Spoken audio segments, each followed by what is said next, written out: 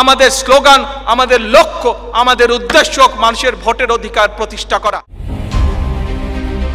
রাজধানীর মিটফোর্ডে প্রকাশ্য দিবালোকে ভাঙাড়ি ব্যবসায়ী লালচাঁদ ওরফে সোহাগকে নৃশংসভাবে কুপিয়ে ও পাথর দিয়ে হত্যার ঘটনা সারা দেশে তীব্র ক্ষোভের জন্ম দিয়েছে। এই লোমহর্ষক হত্যাকাণ্ডের ভিডিও সামাজিক যোগাযোগ মাধ্যমে ছড়িয়ে পড়লে জনমনে তীব্র প্রতিক্রিয়া সৃষ্টি হয়। এই হত্যাকাণ্ডে জড়িত হিসেবে বিএনপির অঙ্গ সংগঠনের নেতাকর্মীদের নাম আসায় দলটির রাজনৈতিক অবস্থানে চরম ধস নেমেছে। সাধারণ মানুষ বিএনপির এমন সহিংস রাজনীতিতে ক্রমশ ক্ষুব্ধ হয়ে উঠেছে।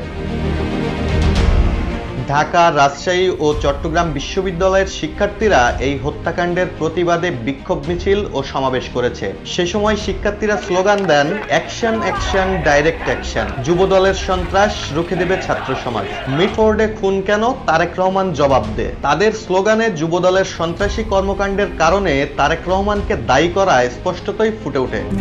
RICL TMX, যুগের পর যুগ স্থাপনা থাকে মজবুত। সমাবেশে ঢাকা বিশ্ববিদ্যালয়ের শিক্ষার্থী এবি জুবায়ের প্রশ্ন তোলেন, এটি কি নতুন করে প্রস্তর যুগে ফিরে যাওয়া নয়?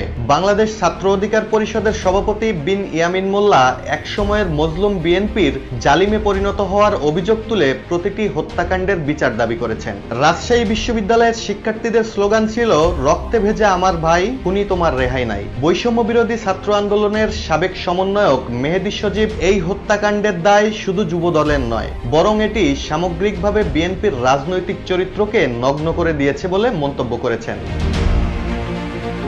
হত্যাকাণ্ডের ঘটনায় পুলিশ এরই মধ্যে 4 জনকে গ্রেপ্তার করেছে, যার মধ্যে 2 জনকে রিমান্ডে পাঠানো হয়েছে। পুলিশ জানিয়েছে, প্রাথমিক তদন্তে ব্যবসায়িক দ্বন্দ্ব ও পূর্বশত্রুতার জেরে এই ঘটনা ঘটেছে। আইন, বিচার ও সংসদ বিষয়ক উপদেষ্টা আসিফ নজরুল জানিয়েছেন, সরকার এই নারকীয় হত্যাকাণ্ডের দ্রুত বিচারে বদ্ধপরিকর এবং দায়ীদের বিরুদ্ধে দ্রুত বিচার ট্রাইব্যুনালে মামলার ব্যবস্থাও করা হবে।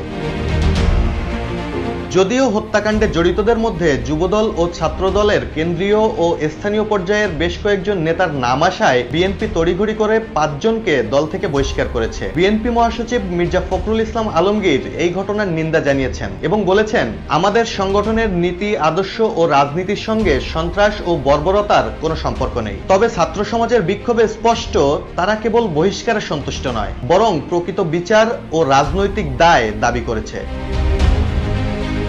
বাংলাদেশ জামায়াতে ইসলামীর আমির ডাক্তার শফিকুর রহমান এই হত্যাকাণ্ডের তীব্র প্রতিক্রিয়া ব্যক্ত করে সমাজের প্রতি প্রতিরোধের ডাক দিয়েছেন।